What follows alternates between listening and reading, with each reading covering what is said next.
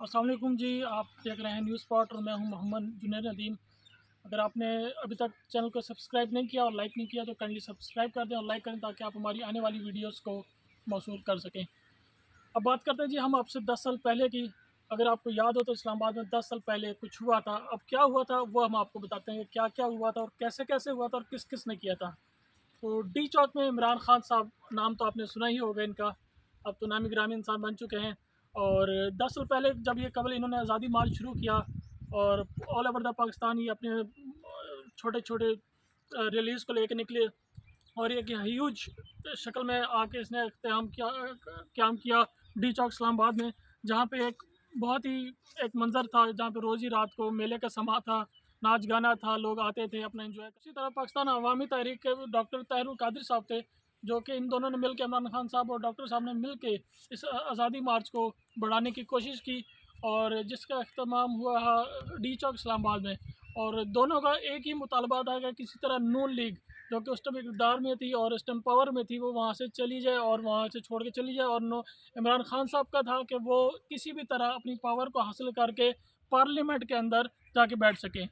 पर हुआ कुछ यूँ कि मुख्तलिफ डेली बाई डेली कम अज़ कम ये सवा महीना 1.5 महीना इनका ये जो था जलसा था, ये रहा, धरना रहा। रोज़ शेलिंग भी होती थी, रोज़ गाना बजाना भी होता था, रोज़ खाने भी होते थे, पार्टीज़ भी होती थी, मुख्तलिफ पार्टीज़ का मिलने का, बैठ के टेबल टॉक करने का भी चाहते थे। बट किसी भी एंड पे कुछ भी नहीं हुआ। रोज़ शेलिंग होना, रोज़ बच्चों के साथ ज़ातियाँ होनी, औरतों के साथ ज़ाती होनी, डेली वक्तन ब वक्तन होता रहा।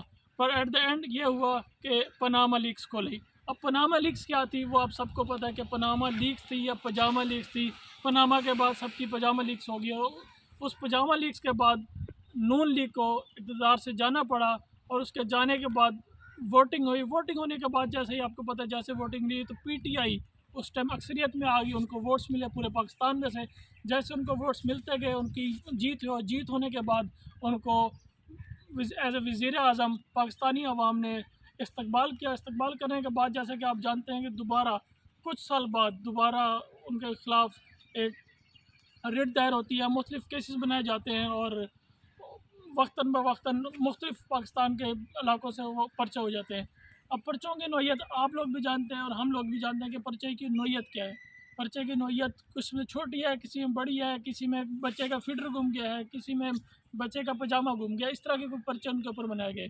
पर पर्चे इंसान पे ही होते हैं, मर्दों पे ही होते हैं। पर्चे से खान साहब ना डरते थे, ना डरने वाले हैं और ना डरेंगे। तो आगे देखते हैं जी। अब कुछ दिन पहले ही आपको पता है कि ज़मान पार्क, अभी लेते हैं ज़मान पार्क पे क्या हुआ। ज़मान पार्क बेसिकली उसको बिल्कुल कैटर कर दी गया इमरान खान साहब की तरफ से।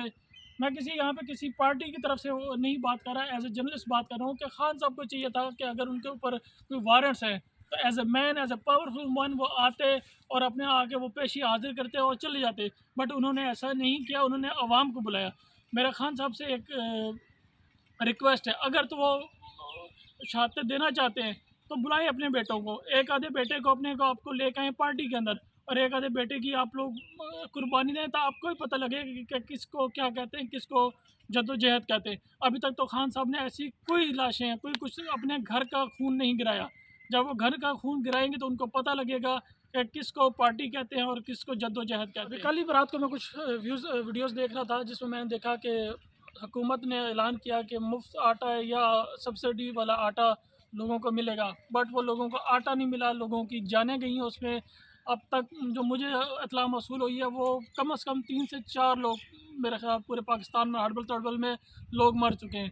तो मेरा वज़ीर आज़म साहब से गुजारिश है कि अगर आटा देना है तो बराए मेहरबानी उनको किसी तरह पर्दा डाल के दें, ना कि अवाम को दिखा के लोगों को मार के आटा दें। और जहाँ तक महंगाई का हिसाब रहा तो आपके सामने पेट्रोल की कीमत इस टाइम 272-75 के हिसाब से इस टाइम मौजूद है और गरीब बंदा इस टाइम पिसता चला जा रहा है और जो अमीर है वो ऊपर से ऊपर तक जा रहा है। तो बाकी जहाँ तक रही मैशियत का सवाल, बिल्कुल ख़त्म हो चुकी है पाकिस्तान की माशियत।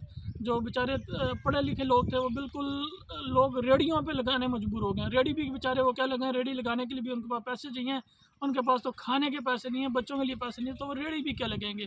तो मैं अपील करता हूँ अपनी हुकूमत से कि वो इसके बारे में सोचे।